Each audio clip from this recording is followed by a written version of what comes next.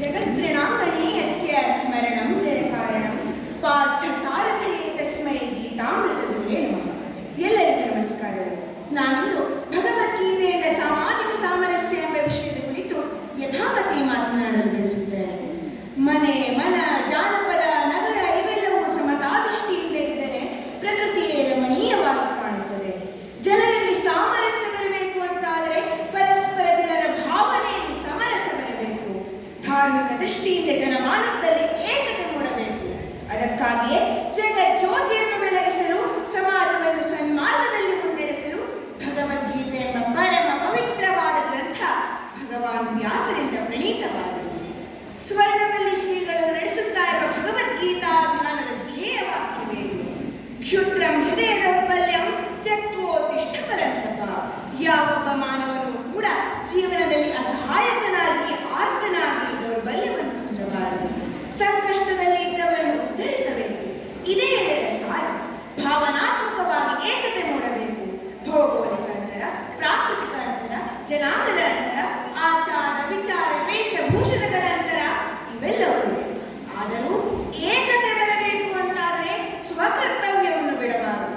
ಫಲಾಪೇಕ್ಷೆ ಇಲ್ಲದೆ ಕರ್ತವ್ಯ ಕರ್ಮವನ್ನು ಮಾಡಿದರೆ ಯಾವೊಬ್ಬ ಮಾನವನಲ್ಲಿಯೂ ಕೂಡ ದ್ವೇಷ, ಅಸೂಯೆ ಮೂಡಲು ಸಾಧ್ಯವಿಲ್ಲ. ಕರ್ಮಣೈವ ಸಂಸಿದ್ಧಿ ಆಸ್ಥಿತ ಜನಕಾರ್ಯ. ಯಾವೊಬ್ಬ ಮಾನವನು ಎಲ್ಲ ಪ್ರಾಣಿಗಳಲ್ಲಿ ತಮ್ಮನ್ನೇ ಕಾಣುತ್ತಾನೋ ಆತ ಎಲ್ಲ ರೀತಿಯಿಂದ ಶ್ರೇಯಸ್ಸನ್ನು ಪಡೆಯುತ್ತಾನೆ. ಯ ಇಚ್ಛತಿ ಆತ್ಮನಃ ಶ್ರೇಯಸ್ಸ ಪರೇಭ್ಯಃ ನ ಕುರ್ಯಾದಂ ಹಿತಂ ಕರ್ಮ.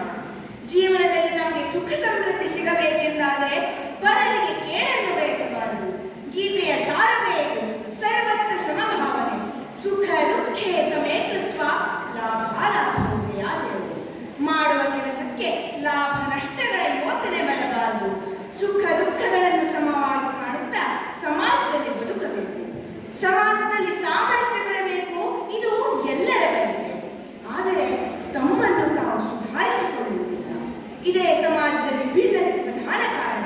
ಅದಕ್ಕಾಗಿಯೇ ಉದ್ಧರೇದಾತ್ಮನಾತ್ಮಾನಂ ನಾತ್ಮಾನಮವ ಸಾಧಯೇತ್ ಆತ್ಮೈವ ಹ್ಯಾತ್ಮನೋ ಬಂಧುಃ ಆತ್ಮೈವ ರಿಪುರಾತ್ಮನಃ.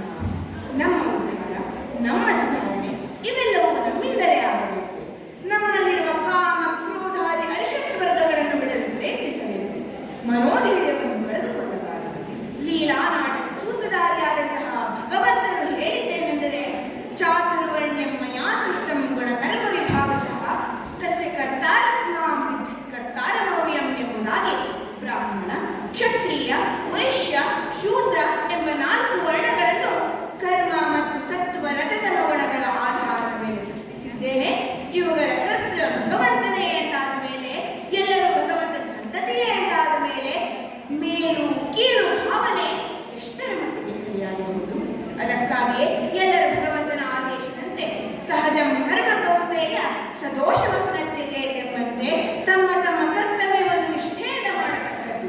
ಹೀಗೆ ಮಾಡಿದ ಫಲವಾಗಿ ಸ್ವೇ ಸ್ವೇ ಕರ್ಮಣ್ಯ ವಿರತಃ ಸಂಸಿದ್ಧಿ ಲಭತೆ ನರಃ. ತಮ್ಮ ತಮ್ಮ ಕರ್ತವ್ಯವನ್ನು ನಿಷ್ಠೆಯಿಂದ ಮಾಡಿದ ಫಲವಾಗಿ ಎಲ್ಲರೂ ಜ್ಞಾನವನ್ನು, ಯೋಗ್ಯತೆಯನ್ನು ಪಡೆದುಕೊಳ್ಳುತ್ತಾರೆ. ಎಲ್ಲರೂ ಜ್ಞಾನಿಗಳು, ಯೋಗ್ಯರು ಆದರೆ ದೇಶವು ಏಳಿಗೆಯನ್ನು ಹೊಂದುವುದರಲ್ಲಿ ಯಾವುದೇ ಸಂಶಯ ಲೇಶವಿಲ್ಲ. ಅದ್ವೇಷ್ಟ ಸರ್ವಭೂತಾನಾಂ ಮೈತ್ರ ಕರುಣೇವ ಚ ನಿರ್ಮಮೋ ನಿರಹಂಕಾರಃ ಸಮದುಃಖ ಸುಖಕ್ಷಮೀಯ. ಬೇರೆಯವರನ್ನು ದ್ವೇಷಿಸದೆ ನಿರಹಂಕಾರಿಯಾಗಿ ತಪ್ಪನ್ನು ಕ್ಷಮಿಸುವ ಗುಣವೇ ಮೈತ್ರಿಗೆ ಸಹಕಾರ.